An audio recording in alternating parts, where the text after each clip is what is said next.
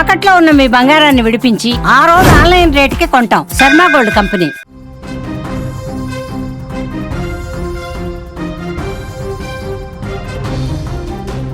కాలం మారుతోంది, కానీ మనుషుల్లోని క్రూరత్వం మాత్రం హద్దులు దాటుతోంది.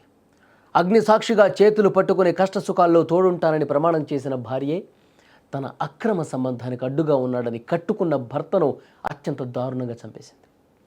కూకట్పల్లి ఈనాడు కాలనీలో జరిగిన ఈ ఘోరం ఆలస్యంగా వెలుగులోకి వచ్చింది. కూకట్పల్లి ఈనాడు కాలనీలో నివసించే సుధీర్ రెడ్డి గత నెల 24న చనిపోయాడు. మొదటి దీన్ని అనుమానాస్పద మృతిగా పోలీసులు కేసు నమోదు చేశారు. అయితే తమ్ముడి మరణంపై అనుమానం వ్యక్తం చేస్తూ సుధీర్ రెడ్డి అక్క సునీత పోలీసులు కంప్లైంట్ చేసింది. ఆమె ఫిర్యాదుతో లోతుగా దర్యాప్తు చేపట్టిన పోలీసులకు షాకింగ్ నిజం బయటకు వచ్చింది. పోస్టుమార్టం రిపోర్టు ఆధారంగా అది సహజ మరణం కాదని, పక్కా ప్లాన్తో జరిగిన హత్య అని బయటకు వచ్చింది. నిందితురాలు ప్రసన్నకు అక్రమ సంబంధం ఉండటమే కాకుండా విలాసవంతమైన జల్సాలకు అలవాటు పడింది. వీటికి భర్త అడ్డొస్తున్నాడని భావించిన ఆమె అతన్ని తొలగించుకోవాలని నిర్ణయించింది.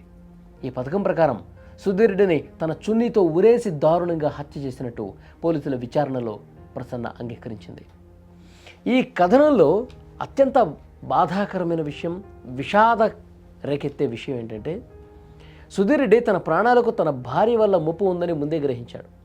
హత్యకు వారం రోజుల ముందే తన భార్య తనను చంపడానికి ప్రయత్నిస్తోందని పోలీసులకు కంప్లైంట్ చేశాడు. కానీ ఆయన ఫిర్యాదు చేసిన వారం రోజుల్లోనే ప్రసన్న చాలా దారుణంగా చంపేసింది భర్తని.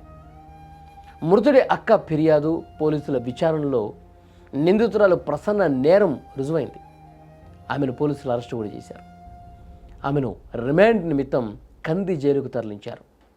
చూడండి ఎంత దారుణంగా, అంటే పెళ్లి చేసుకున్న తర్వాత 7 అడుగులు నడిచి జీవితాంతం నీకు తోడుగా ఉంటానని చెప్పినటువంటి ఆ భార్య భర్తల్ని చంపేస్తున్నారు. దానికి ఏకైక కారణం పరాయి మగాడి మోజులో పడిపోయి అక్రమ సంబంధాలతో ఈ విధంగా భర్తల్ని చంపేస్తున్న పరిస్థితి ఉంది.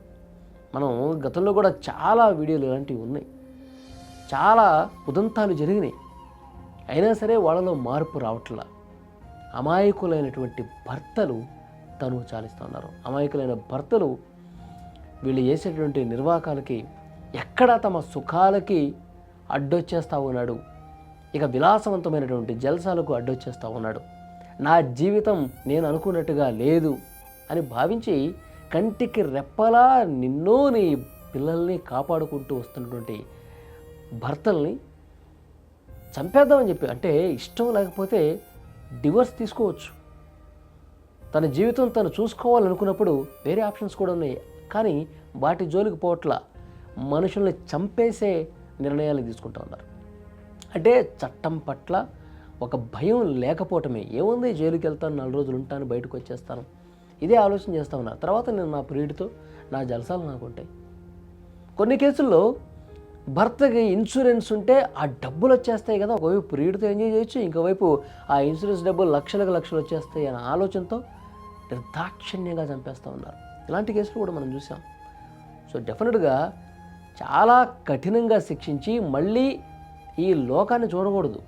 అంటే 4 గోడల మధ్య జైల్లోనే కొన్ని సంవత్సరాలు మగ్గితే తను చేసినటువంటి నేరం, తను చేసిన ఘోరం, తను ఎంత పాపం చేశానన్నది కూడా తనకు తాను పశ్చాత్తాపడే పరిస్థితి రావాలి అంటే అంత దారుణమైనటువంటి శిక్షలు వేయాలి. ఇలాంటి మహిళలకి అదే కరెక్టు. ఈ వీడియో చూస్తున్న ప్రతి ఒక్కరు కూడా రియాక్ట్ అవ్వండి. ఇలాంటి ఆడవాళ్ళని ఏం చేయాలి? Please comment.